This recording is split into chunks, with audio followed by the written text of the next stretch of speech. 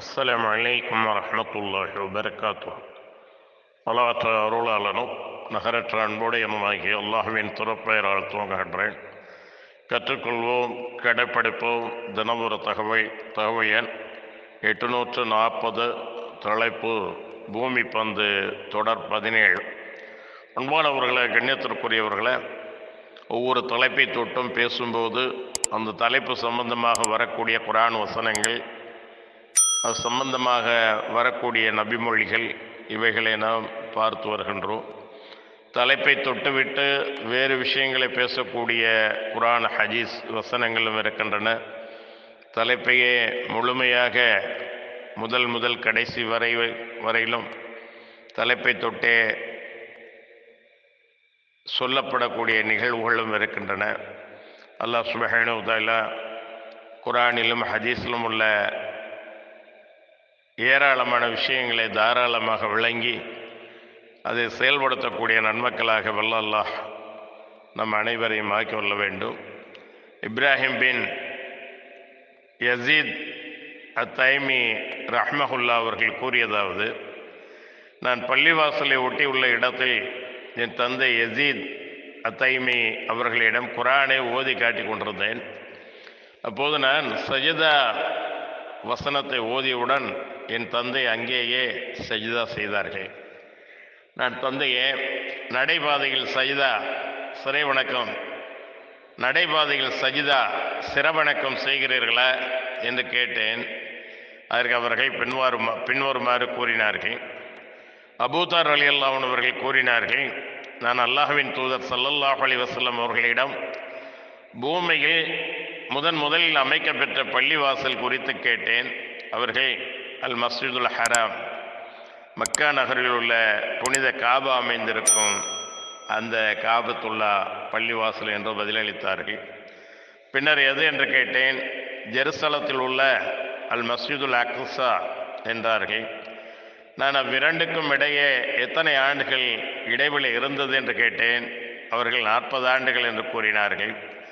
பிறகு, பூமி முழுவதுமே உங்களுக்கு தொழுமிடம்தான், ஆகவே உங்களை தொழுகை நேரம் எங்கே வந்து அடைந்தாலும் அங்கே நீங்கள் தொழுது கொள்ளுங்கள் என்றும் நபி ஸல்லல்லாஹு அலைஹி வஸல்லம் அவர்கள் கூறியதாக அபூதர் ரலியல்லாஹு அன்ஹு அவர்கள் சொன்ன செய்தியை இவர்கள் கேட்டதனால் நடைபாதையாக இருந்தாலும் அங்கே சஜிதா செய்தார்கள் என்பதை நாம் பார்க்கின்றோம். இச்செய்தி சஹீஹ் முஸ்லிமில் 904வது ஹதீஸாக பதிவு செய்யப்பட்டிருக்கிறது.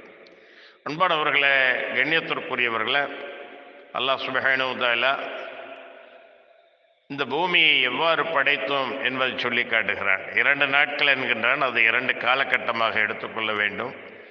குல் ஐன்னக்கும் லதக்ஃபுரூன பில்லதி ஹலகல் அர்த ஃபீ யௌமைனி வ தஜஅலூன லஹு அன்தாத தாலிக ரப்புல் ஆலமீன்.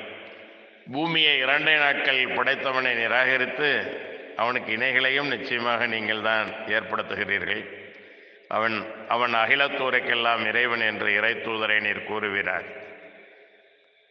வஜஅல ஃபீஹா ரவாசிய மின் ஃபௌகிஹா வபாரக ஃபீஹா வகத்தர ஃபீஹா அக்வாத்தஹா ஃபீ 4 ஐயாமின் ஸவாஇ லிஸ்ஸாயிலீன். அவனே அதன் மேலிருந்து உயரமான மலைகளை அமைத்தான். அதன் மீது சகல விதமான பாக்கியங்களையும் அப்பூமி மீது பொழிந்தான். இன்னும் அதில் அவற்றின் உணவுகளை 4 நாட்கள் சீராக நிர்ணயித்தான். இதை பற்றி கேட்கக்கூடியவர்களுக்கு இதுவே விளக்கமாகும். 41வது அத்தியாயத்தின் 10, 9, 10வது வசனங்கள். அன்பானவர்களே, கண்ணியத்திற்குரியவர்களை, படைத்தவன் இவ்வாறு தான் நான் படைத்தேன் என்பதை விவரிக்கின்றான். அவன் கூறுகின்றான் ஒரு இடத்தில், நீங்கள் கணக்கிடக்கூடிய 1000 ஆண்டுகள் எனக்கு ஒரு நாள் என்று. ஆகவே அவனுடைய அந்த படைப்பில் ஏராளமான பாக்கியங்களை பூமியில் பொழிந்ததாக, அதுவும் எப்படி என்றால், நாம் படைக்கப்படுவதற்கு முன்பே நமது வாழ்வாதாரங்களை அல்லாஹ் நிர்ணயித்து வைத்து விட்டான். அது நமக்கு தேவைப்படக்கூடிய நேரத்திலே அவனுடைய ஏற்பாட்டால் நமக்கு கிடைத்து கொண்டிருக்கிறது, பயன்பெற்று கொண்டிருக்கின்றோம். அத்தகைய பாக்கியங்களை வழங்கக்கூடிய நம்மை படைத்த வல்லவனுக்கு எந்த இணைகளையும் ஏற்படுத்தாமல் அவனை மட்டுமே பயந்து வணங்கி வாழக்கூடியவர்களாக, முற்றிலும் அவனை சார்ந்திருக்கக்கூடியவராக, அவனிடமே முக்கியமாக நம்முடைய அனைத்து பொறுப்புகளையும் சாட்டக்கூடியவர்களாக வல்லல்லாஹ் நம்மை ஆக்கி கொள்ள வேண்டும். இன்னும் வரும் இன்ஷா அல்லாஹ். வாஹிர் தஅவானா அல்ஹம்துலில்லாஹி ரப்பில் ஆலமீன். அஸ்ஸலாமு அலைக்கும் வரஹ்மத்துல்லாஹி வபரகாத்துஹு.